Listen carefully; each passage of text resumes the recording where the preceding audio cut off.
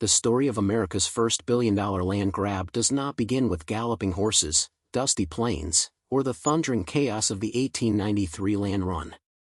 It begins much earlier, decades before the first white settler hammered a stake into the earth, long before Washington politicians pretended the land was unassigned or unused. It begins with a lie. For generations, this land, what later became known as Oklahoma's Indian Territory, was home to nations who had already survived one of the most traumatic forced migrations in American history. The Cherokee, Creek, Seminole, Chickasaw, and Choctaw had been pushed west during the 1830s Trail of Tears, promised that these western lands would belong to them forever. Forever, as it turned out, lasted less than 50 years. The forests, prairies, and salt plains were anything but empty. These nations built schools, ran courts, wrote constitutions, and managed their own economies. They created towns with printing presses, farms with advanced techniques, and, perhaps most importantly, a unified belief that here, finally, they were safe from the encroaching hunger of American expansion. But America's appetite was only growing. By the 1870s, white settlers moving across the Great Plains saw Indian Territory not as sovereign land but as a barrier, millions of acres they believed were theirs by divine right. Railroad companies, land speculators, and political lobbyists poured into Washington with a single mission: open the territory. Behind closed doors, senators began calling the land unused and unoccupied, even though more than 60 native towns flourished across the region. The narrative was simple, brutal, and effective. If the land could be labeled empty, it could be taken. Washington officials also knew something else: the United States was in the middle of a post-Civil War economic crisis. Tens of thousands of poor white Americans, farmers, freedmen, and Civil War veterans, were desperate for opportunity. Politicians realized they could win votes, money, and political loyalty by offering free land that did not belong to them. Thus began one of the most elaborate public relations campaigns in 19th-century America, the propaganda of the Great American Frontier. Newspapers began printing articles about a vast empty land waiting to be claimed. Speculators hired writers to describe fertile fields stretching endlessly, towns ready to rise, fortunes ready to be made. In reality, these descriptions were exaggerated at best, fictional at worst. But Americans in the East believed it. An estimated 50,000 people, homesteaders, miners, drifters, Civil War widows, ex-slaves, and European immigrants, packed wagons and trains, all dreaming of a fresh start. Meanwhile, native leaders were watching their promised sanctuary shrink year by year. The U.S. government began pressuring tribes into giving up slices of land, often through treaties signed under intimidation or bribery. Tribal governments resisted fiercely, insisting the land was not the government's to take. But Washington had a new weapon. In 1887, Congress passed the Dawes Act, a policy designed to break tribal communal land into small individual allotments. The goal was not to help native families, but to make the remaining land surplus and therefore available to white settlers. Overnight, tribal ownership dropped by millions of acres. Land that was once protected under tribal sovereignty suddenly became vulnerable, open to sale, or labeled as unassigned, even though it had been native land for centuries. The press immediately seized on the phrase. The unassigned lands. This was the lie that unlocked everything.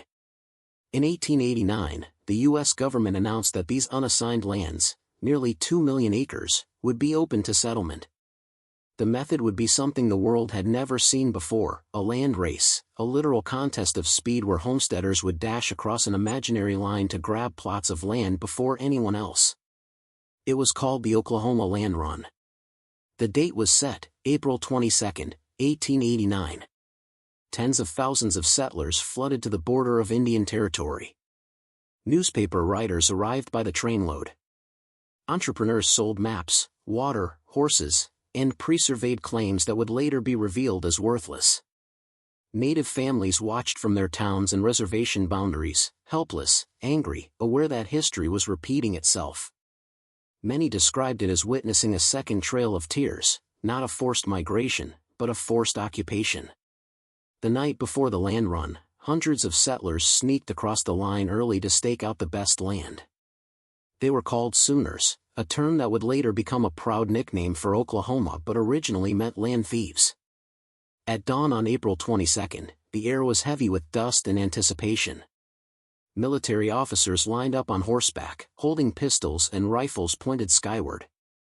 The crowd of settlers, on horses, wagons, bicycles, and even on foot, waited in absolute silence.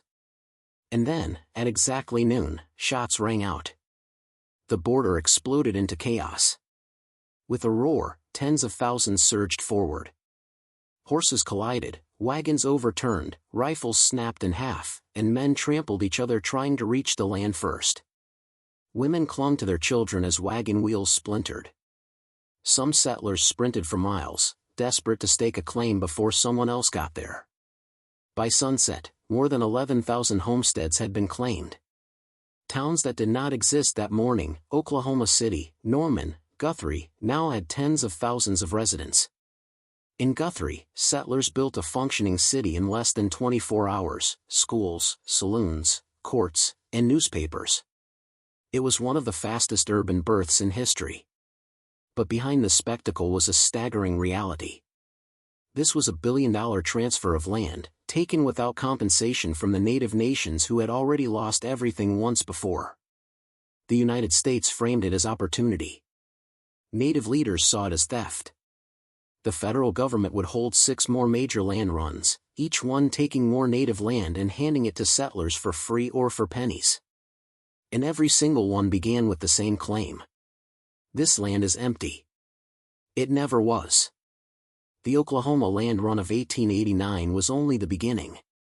What looked like a single explosive day of opportunity was, in truth, the first chapter of a much larger plan, a blueprint for transferring millions of acres from native nations to settlers, railroads, and speculators. Behind the rush of hooves and the cheering crowds was a cold, calculated system engineered by lawmakers, businessmen, and federal agencies who understood that land, more than gold, oil, or railroads, was the true currency of American power. To understand how America orchestrated its first billion-dollar land grab, we must look not at the prairies but at the halls of Washington, where decisions were made far from the people whose lives they would shatter. By the late 1800s, the federal government had developed a pattern: create a crisis, present a solution, and then claim the moral high ground. Indian Territory became the perfect test case. Officials argued that tribal governments were inefficient, backward, and incapable of managing land effectively. Newspapers helped amplify this story, portraying tribes as obstacles to progress. The truth was far different. Many native governments operated successful schools, courts, and economies, but misinformation made public support for land redistribution easy to manufacture. At the heart of the strategy was the Dawes Act of 1887, a law that appeared benevolent on the surface but carried devastating consequences beneath it. The Dawes Act divided tribal communal land into individual plots, 160 acres for a family, 80 for a single adult, 40 for a child.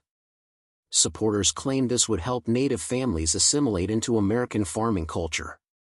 In reality, it forced them into a system that ignored native land traditions and replaced collective stewardship with private ownership.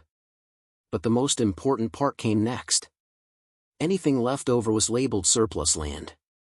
And surplus land could be sold or given away to settlers. This simple legal maneuver opened the door to the largest land transfer in U.S. history. Within 2 decades, more than 90 million acres, roughly the size of Montana, passed out of native hands. Indian Territory was carved apart piece by piece. Railroad lobbyists were among the first to exploit the opening. They argued that tracks were needed to civilize the region, but they also understood the private value of the land grants that came with construction. Railroads received alternate square-mile sections of land stretching for miles on either side of their tracks. Over time, these land strips became some of the most valuable property in the territory. Speculators arrived next. They bought surplus acres for a few dollars and sold them for 50 times the price. Some created false companies and front organizations to circumvent rules that limited how much land one person could claim. Others bribed officials for advanced survey maps, giving them insider knowledge of the richest soil, the best water sources, and the future town sites. The entire process was described as orderly, but it was anything except fair. Native families frequently received poor-quality allotments, rocky terrain, flood zones, or land far from water. Federal agents often assigned these plots intentionally, saving better land for sale to white settlers. Thousands of Native people, unfamiliar with U.S. property law, unknowingly signed documents transferring their allotments to speculators. Some were tricked with forged papers, others pressured with debts manufactured by local merchants. One historian would later write, "Allotment was dispossession disguised as generosity." As the machinery of the land grab accelerated, settlers continued pouring westward, and Congress responded with more land runs. The 1891 land run opened Creek and Seminole land. The 1892 run seized more Cheyenne and Arapaho territory. The 1893 run, the largest in American history, opened the Cherokee Outlet, a massive 6 million-acre stretch known as the Cherokee Strip. The 1893 run is where the land grab reached its most extreme form. More than 100,000 people arrived for the race. Newspapers compared the crowd to an invading army. The line of settlers stretched for 300 miles, longer than the state of Pennsylvania. Tents and wagons filled the horizon. Food vendors sold stale bread at inflated prices. Thieves moved through the camp stealing horses and sabotaging wagons. Women held infants wrapped in quilts, shielding them from the rising dust. And through it all, federal soldiers on horseback patrolled the border, prepared to maintain order at gunpoint. The strategy behind the land runs was simple. Speed created chaos. Chaos created opportunity. An opportunity guaranteed that the best land always ended up in the hands of those with the most resources, speculators, corporations, and the well-connected. While the public saw a thrilling race, the real winners were already positioned miles ahead. Many Sooners had slipped into the territory days earlier, hiding in ravines, creek beds, and forests. When the starting gun sounded, they popped up and staked claims on prime locations, riverbanks, town centers, fertile valleys. Honest settlers who followed the rules often found nothing left. The federal government publicly condemned Sooners, but privately tolerated them. After all, the chaos boosted newspaper sales and fueled the legend of the American frontier.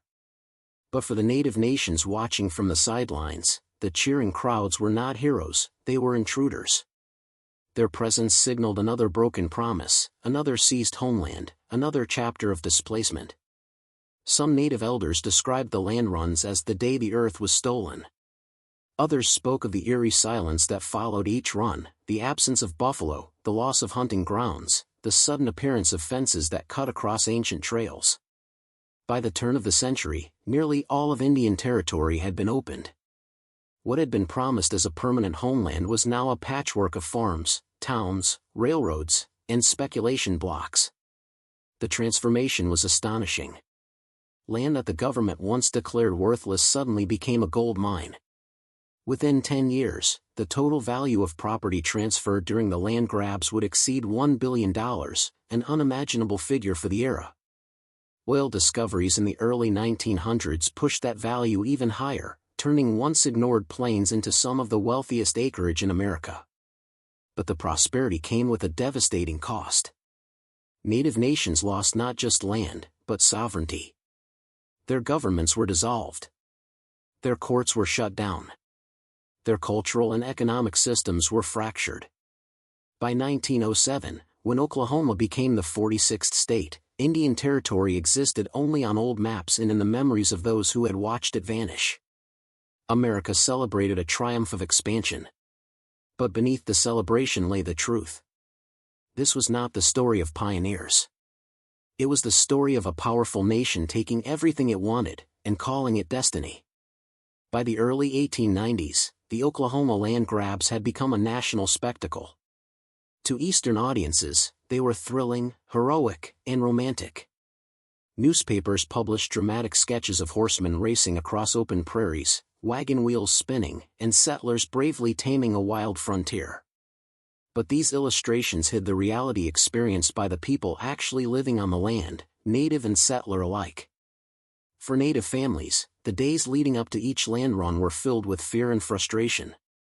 Generations had built homes, farms, and communities on land they believed would be theirs forever. The sudden influx of thousands of strangers brought not just disruption, but humiliation. One Cherokee elder would later recall. We watched them gather at the line like wolves waiting for the kill. The transformation was immediate. Within hours of a land run, fields once used for grazing were ripped apart by wagon wheels. Hunting grounds disappeared behind fences. Ancient burial sites were trampled. Sacred areas became town squares. Water sources were diverted or polluted. The federal government had assured native leaders that the settlers would bring progress, but for the indigenous families who lived closest to the borders, it felt like an invasion. Their sovereignty, already weakened by decades of treaties, was being erased in real time. Yet, for the settlers themselves, the experience was far from simple triumph. The land run was a gamble, both physically dangerous and emotionally brutal. When the gun fired, thousands charged across the open plains in a frenzy. Fights broke out as soon as the first stakes were hammered into the ground. Disputes over land boundaries erupted into fistfights, gunfire, and sometimes death. The Guthrie newspaper reported. Claims were staked with fists as much as with stakes. Husbands and wives were separated for hours, even days, because of overturned wagons, broken horses, and violent disputes. Many children were lost in the chaos, some were never found. And then came the harsh reality of frontier life. The land settlers claimed was often nothing like the painted advertisements they'd read back east. The soil could be rocky. Water could be miles away. Weather turned against them with relentless storms, blistering sun, or brutal winters. Some settlers had traveled thousands of miles, only to discover their new home was unlivable. One homesteader wrote in her diary, "It is land, yes. But not land that wants us." Still, many families stayed, not because the land was forgiving, but because they had nowhere else to go. They had sold everything to make the journey. Failure meant starvation, homelessness, or returning to crowded urban cities they had desperately escaped. Some settlers tried to coexist peacefully with their native neighbors. They traded goods, shared water, and exchanged farming techniques. Others, driven by prejudice or fear, harassed native families, chased them from valuable locations, or burned their homes in the night. Tension simmered everywhere. Native families navigating the new patchwork of settler plots found themselves harassed for crossing land they had walked freely for generations. Trails used for centuries were suddenly blocked by fences. Creek and Cherokee hunters were arrested for using land they had hunted on long before the United States existed. The federal government claimed the land runs were orderly, but what unfolded on the ground was anything but organized. Courts were overwhelmed with disputes. Some towns had 3 or 4 different mayors, each elected by a different faction of settlers. Churches, saloons, and schools were built within days, sometimes in direct violation of laws that hadn't even been written yet. The chaos of settlement gave rise to another powerful force, the land speculators. While hardworking families labored just to survive, speculators swooped in to buy failed claims or trick settlers into selling land for pennies. Entire companies emerged with one goal: acquire as much land as possible, as quickly as possible. They knew that once the railroad arrived or the oil fields were tapped, fortunes would be made. It was the Wild West, but not the Hollywood version.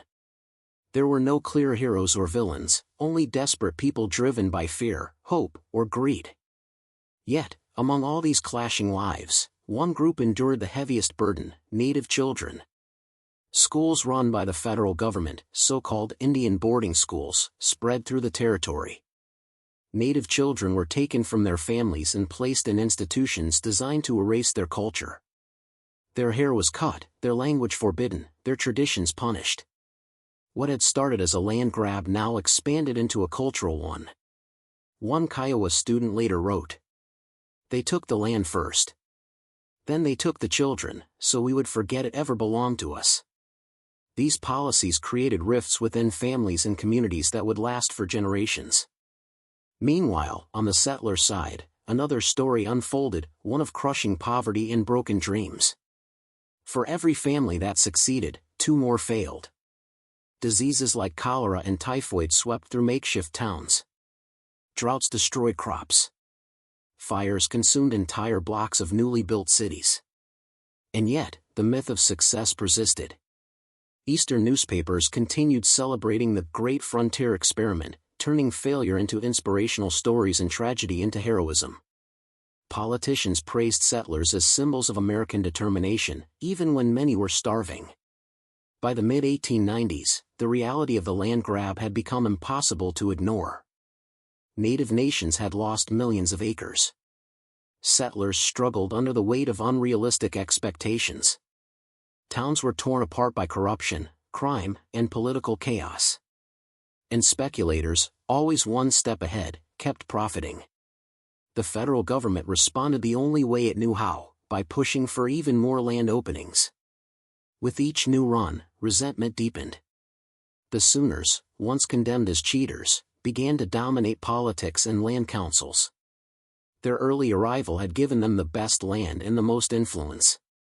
In many towns, a small group of early claimants controlled local government, business licenses, and land courts. It was a system built not on fairness, but on opportunism. And looming over everything was the knowledge, felt keenly by native elders, that these land grabs were not temporary. They were permanent. The land, once gone, would not be returned. Tribal sovereignty, once lost, would not be restored easily. The trauma would echo long after the dust from the last land run had settled. By the end of the 1893 Cherokee Outlet Land Run, it was clear to everyone that the world of Indian Territory was dying in front of their eyes. Settlers called it progress. Politicians called it destiny. Native families called it what it truly was: the slow theft of a homeland. And yet, even as the land was taken and communities disrupted, the story was far from over. Forces larger than any settler, tribe, or politician were beginning to reshape the territory, and soon, the stakes would grow even higher. Because beneath the prairies of Oklahoma was something no one expected. Oil. Black gold. Enough wealth to change the fate of thousands, if they survived what came next. By the late 1890s, the dust of the major land runs was beginning to settle. Thousands of settlers had staked their claims. Dozens of new towns had sprung up almost overnight. Railroads carved new lines across the plains. But beneath the apparent stability, a new force was quietly rising, one that would forever reshape the destiny of Oklahoma and the people who originally called it home. Oil. At first, no one paid much attention to the dark, sticky substance seeping from creek beds or bubbling up from the earth after heavy rains. Local settlers called it black ooze, a nuisance that stained boots and contaminated water. But geologists, investors, and a handful of sharp-eyed speculators recognized the truth: Indian Territory was sitting on one of the richest oil reserves in North America. And in a land already marked by broken treaties and exploitation, the discovery of oil would ignite a final, devastating chapter in America's first billion-dollar land grab. Oil meant money, more money than the land runs had ever generated. It meant power. It meant influence. And most dangerously, it meant that the last remaining native-controlled lands were suddenly worth far more than anyone in Washington had anticipated. Almost overnight, the stakes changed. Federal lawmakers who had once pressured tribes into allotment now pushed for another transformation: the dismantling of tribal governments themselves. To businessmen, tribal sovereignty was an obstacle. To politicians, it was an inconvenience. To the oil companies, it was a threat to profit. In 1898, Congress passed the Curtis Act, a sweeping law that struck directly at the heart of native autonomy. Tribal courts were abolished. Tribal governments were stripped of authority. Communal land systems were broken down even further. What the Dawes Act had started, the Curtis Act finished. Indian Territory was no longer a nation within a nation. It was now simply a resource, wealth that the United States intended to control. As surveying teams mapped the land, they cataloged not only rivers, hills, and fields, but subsurface features. Many surveyors were secretly paid by oil companies eager to identify where the richest deposits lay. Some maps went straight to corporate archives, never to be seen by the public. At the same time, the government accelerated allotment for the 5 civilized tribes, the Cherokee, Chickasaw, Choctaw, Creek, and Seminole. On paper, each tribal member received individual parcels. In reality, the system was designed to make native ownership fragile and temporary. Allotees were often deemed incompetent to manage their own finances, allowing white guardians, usually lawyers or businessmen, to control their land. Guardianship became one of the most profitable schemes in Oklahoma. Under this system, a native child with a valuable allotment could be assigned a white guardian who then controlled the land on the child's behalf. These guardians often sold oil leases, pocketed the profits, or took out massive loans backed by the land, plunging native families into debt they never agreed to. This exploitation was especially devastating in places like Creek and Osage territories, where oil production exploded in the early 1900s. Suddenly, quiet native towns were transformed into booming oil centers filled with derricks, saloons, prospectors, and drilling crews working day and night. The sky glowed orange with the flames of burning natural gas. Roads once used by horseback riders now shook under the weight of heavy machinery. The Osage Nation, in particular, became extraordinarily wealthy, not by accident, but because they negotiated mineral rights on their remaining land. But their wealth drew deadly attention. While this story would later become infamous during the Reign of Terror, the pattern of exploitation had already taken root decades earlier. Oil magnates bribed lawmakers for drilling rights. Speculators bought failing homesteads from settlers for pennies. And native landholders, especially women and children, became targets for manipulation, fraud, and sometimes violence. In many towns across the former Indian Territory, wealth pooled in the hands of a few powerful white businessmen known as the Town Fathers, most of whom had been early Sooners or speculators. They controlled banks, courts, land offices, and newspapers. Through their influence, they shaped the frantic transition from Indian Territory to the future state of Oklahoma. Every new discovery of oil accelerated this process. Deep beneath the plains near Tulsa, Enid, Ardmore, and Bartlesville, massive pools of crude were tapped. Railroads rushed to build new lines. Refineries sprouted from the ground. Endless columns of black smoke rose from newly drilled wells. Within a decade, the territory was producing millions of barrels of oil annually, feeding America's industrial revolution, powering factories, cars, and warships. But in the frenzy of oil fever, the loss of native land became irreversible. Many families, desperate for money or overwhelmed by legal battles, sold their allotments. Others were forced to lease their land for a fraction of its value. Some were tricked with fraudulent contracts, others pressured by their guardians or local officials. Those who resisted found themselves isolated, targeted, or dragged into endless court disputes. One Muskogee Creek elder described the era with painful clarity. They had taken the land once. Now they came for the ground beneath it.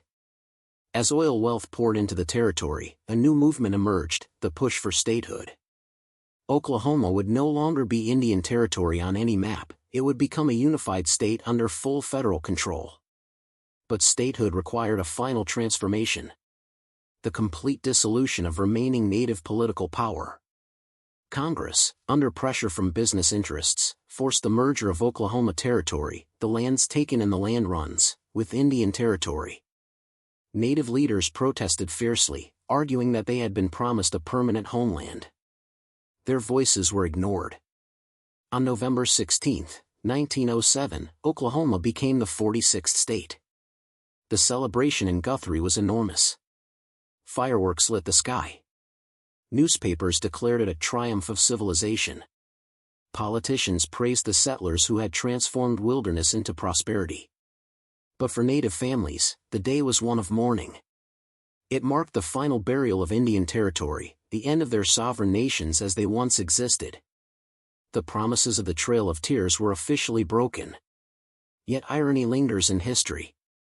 Much of the early wealth that built Oklahoma's cities, railroads, and industries came from the very lands taken from native nations, lands rich not only in soil, but in oil.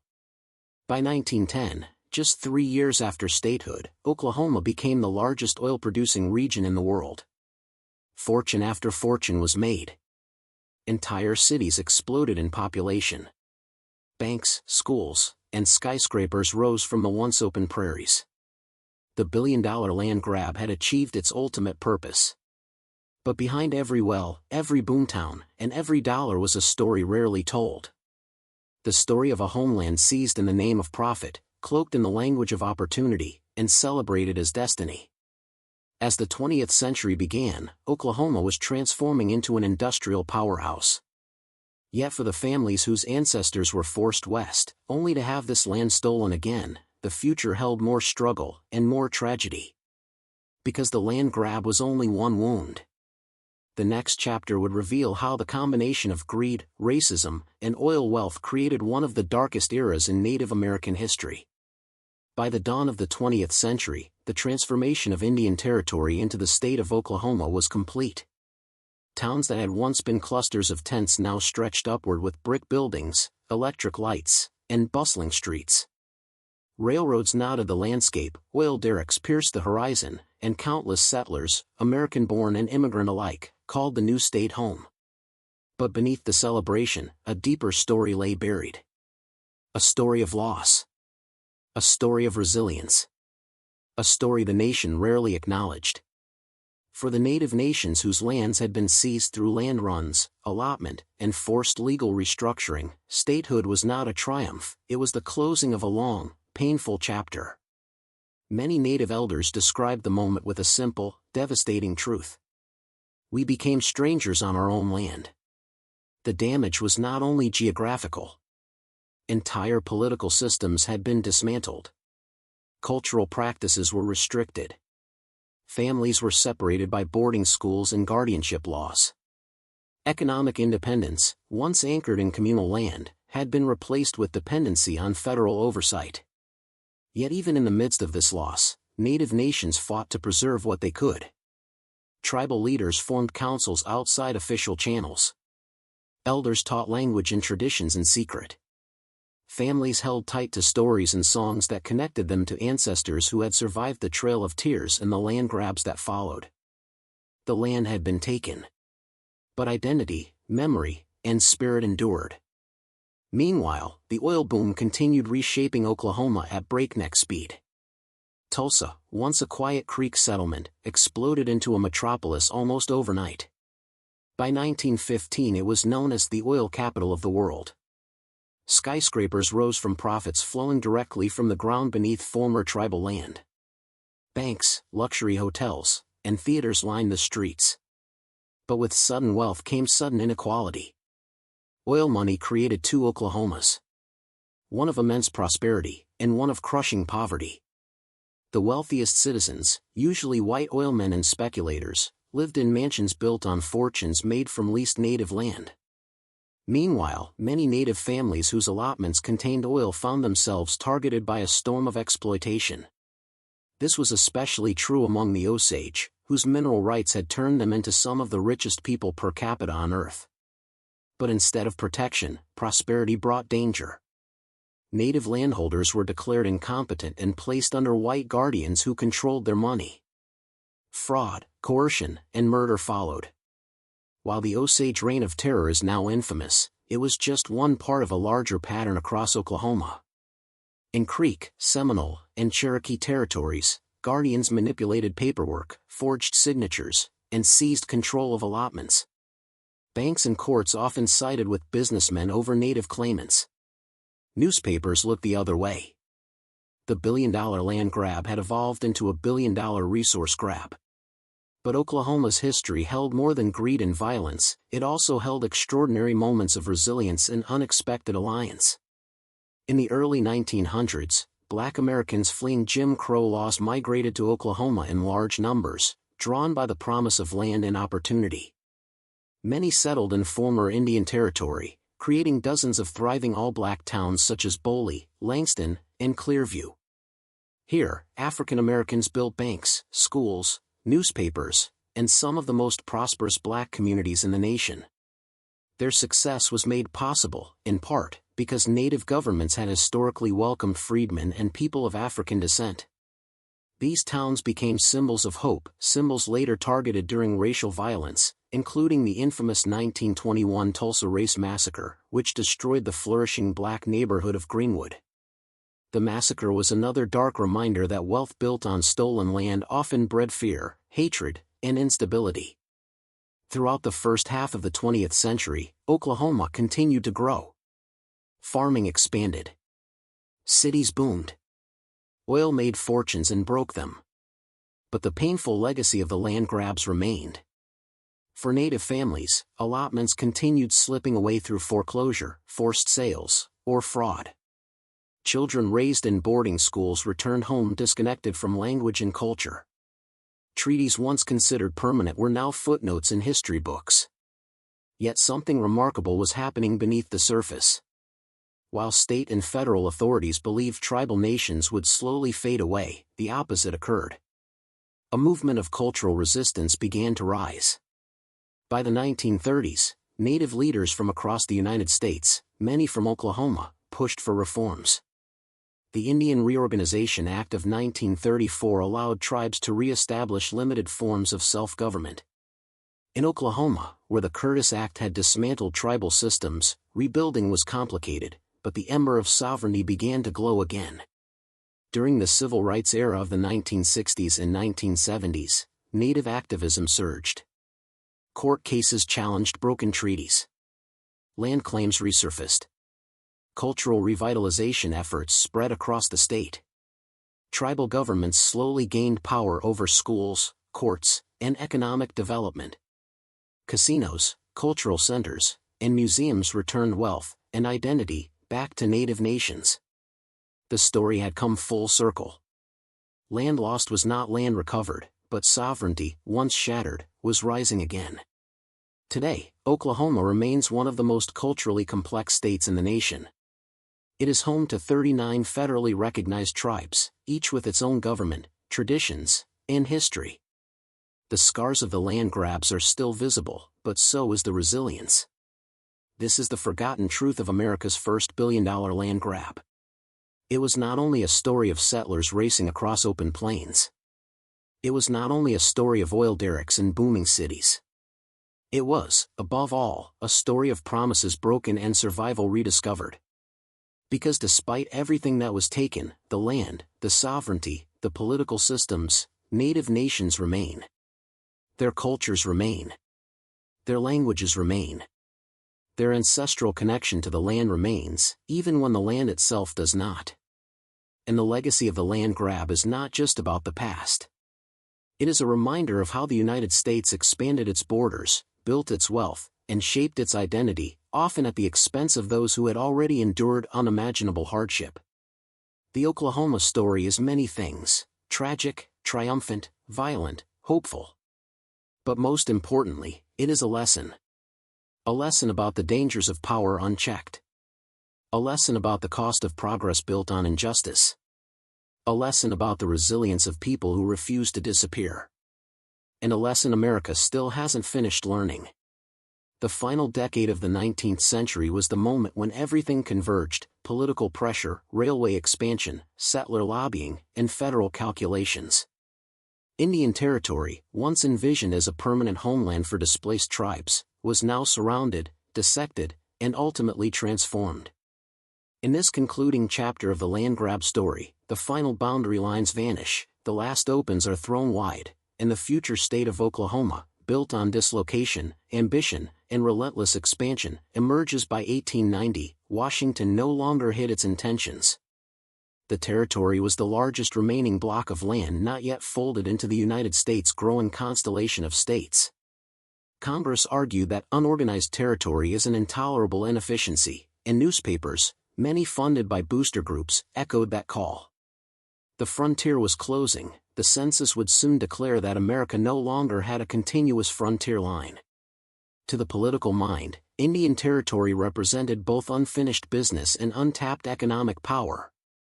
Meanwhile, settlers camped around the borders in the thousands. They were done waiting. And so the federal government made its move.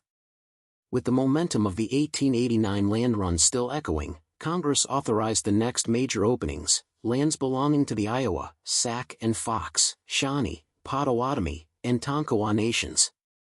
The pressure on these tribes was immense. The Dawes Commission had already begun the breakup of their communal holdings, pushing families into individual allotments. Once allotment was completed, surplus lands were sold to the U.S. government at unfairly low valuations, usually between 50 cents and $1 per acre. Those lands, often millions of acres, were then resold to settlers for far more.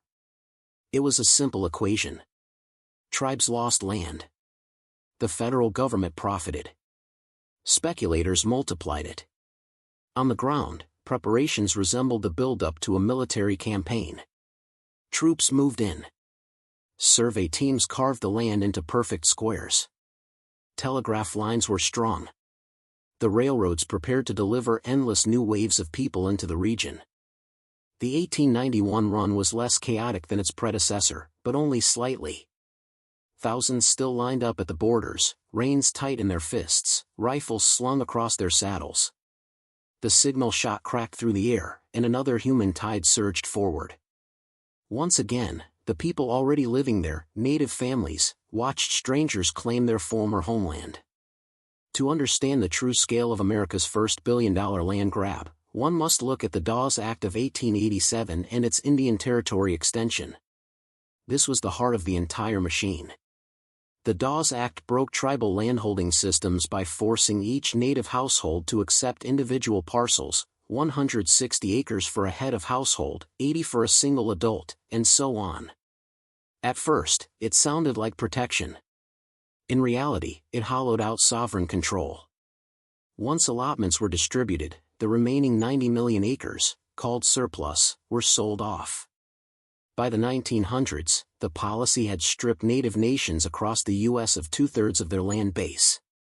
In Indian Territory alone, it opened the door for railroad expansion, cattle empires, coal and timber extraction, vast wheat and cotton fortunes, urban development in future cities like Tulsa and Oklahoma City. The wealth that emerged from these lands in the following decades would exceed $1 billion many times over. Oil alone, discovered soon after statehood, was a gold mine lying beneath ground the tribes no longer controlled. No event symbolized the transformation more than the 1893 land run, over 6 million acres of Cherokee land thrown open in one single day. It was the largest land run the world had ever seen. The Cherokee Nation had been pushed into selling the outlet under enormous financial strain. Grazing leases once provided stable revenue, but federal agents restricted them. The nation's attempts to negotiate fair prices were blocked by the same officials who insisted on a sale. In the end, the Cherokee people were paid far less than private cattle associations were willing to pay. On September 16, 1893, the line stretched for 300 miles. Over 100,000 settlers waited at the boundaries. The sky shimmered with late summer heat. Dust swirled under hooves. Every wagon creaked under the weight of supplies. When the signal dropped, it was as if the earth itself shook. The land disappeared in minutes. Towns sprang up instantly: Enid, Perry, Ponca City. Some formed overnight governments, elected officials, built makeshift jails and schoolhouses before sundown. The newspapers called it progress. But the Cherokee called it the second Trail of Tears, the final breaking of a promise that had once guaranteed them a forever home. The next two major runs in 1901, opening the Kiowa, Comanche, and Apache lands, were the ultimate proof that land rushes had become a fully industrialized system. This time, the federal government abandoned the chaotic stampede model. Instead, they introduced a lottery. Settlers registered at booths and drew numbers to determine the order in which they could choose land. It was more orderly, but no less monumental. The tribes had been cornered. Allotment had shredded communal holdings. Federal negotiations heavily favored U.S. interests. Every agreement carried the weight of economic coercion. By the end of the 1901 openings, nearly all major tribal territories not already allotted were gone. The map of Indian Territory had been transformed. By 1906, the federal government made its final move, the Oklahoma Enabling Act. Under this law, Oklahoma Territory and Indian Territory were merged, setting the stage for admission into the Union as a single state. This decision carried profound consequences. Indian leaders had proposed the creation of a native-run state named Sequoia, complete with a constitution and organized government. It was a realistic plan backed by thousands of citizens. But Congress rejected it. Washington had already decided what the future would look like. On November 16, 1907, Oklahoma became the 46th state. The last large native homeland in the U.S., built through forced relocation from the East, was now fully absorbed into the Union. The phrase billion-dollar land grab is not metaphorical. When historians tally the cumulative value of agricultural production, cattle grazing, mineral rights, timber extraction, urban real estate growth, railroad profits, and especially oil revenues, the economic output from lands taken from tribes in Indian Territory easily surpasses $1 billion in late 19th century money. Adjusted for inflation, it is in the trillions. This is the economic engine on which Oklahoma was built. This is the forgotten story rarely told in textbooks, overshadowed by the romantic imagery of pioneers racing across the frontier. Behind those images lies a deeper story, one of treaties broken, promises rewritten, and a homeland dismantled. The state that emerged was vibrant, ambitious, and full of opportunity. But the cost was immense.